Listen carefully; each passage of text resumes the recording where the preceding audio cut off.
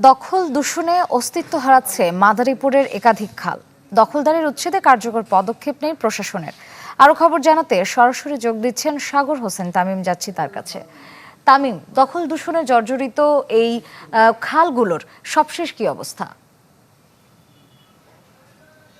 আসলে মাদারীপুরে যে খালগুলো ছিল, অর্থাৎ পানি উন্নয়ন বোর্ডের যে তথ্য মতে মাদারীপুরে প্রায় ১২০০ ছোট বড় খাল ছিল, যেগুলো এখন অধিকাংশই কিন্তু দখল দূষণের ফলে অস্তিত্ব প্রায় বিলীনের পথে। আমি এই মুহূর্তে যে খালটির সামনে দাঁড়িয়েছি, এটি মাদারীপুর পৌরসভা এবং রাস্তা ইউনিয়নের মধ্যবর্তী একটি খাল, যেটি এখন থেকে ২০ বছর আগেও প্রায় ২৪ থেকে ২৮ ফুট প্রস্থের কিন্তু খাল ছিল, যেটি এখন বর্তমানে একটি নালায় পরিণত হয়েছে। এটি অত্যন্ত গুরুত্বপূর্ণ একটি খাল ছিল, যেটি আড়িয়াল খাঁ নদী থেকে কুমার নদীর প্রায় ২ থেকে ২.৫ কিলোমিটার দৈর্ঘ্যের এই খালটি, যেটি এখন শুধু দেখলে ময়লার ভাগাড়ই মনে হবে। আসলে দখলের ফলে এবং এলাকার যে ময়লা আবর্জনা সেটি এই খালটিতে ফেলা হয়, যে কারণে কিন্তু আস্তে আস্তে দখলও হয়, যে কারণে এখন অস্তিত্ব বিলীনের পথে। দেখলে মনে হবে যে একটি ছোট নালার মতো। আসলে এটি কিন্তু একসময় এখান দিয়ে ট্রলার, নৌকা এবং নৌযান চলাচল করত, সেটি কিন্তু এখন নেই বললেই চলে।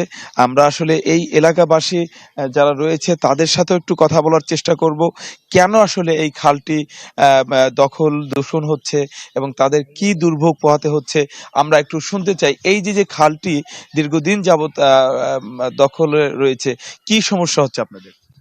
আমাদের সমস্যা মানে কিছুই না, বুঝছেন। আমাদের বাংলা কিউআর, যেখানে নগদ পেমেন্ট সেখানে। সারা দেশে ১০ লাখেরও বেশি মার্চেন্টে নগদে পেমেন্ট করুন খুব সহজে।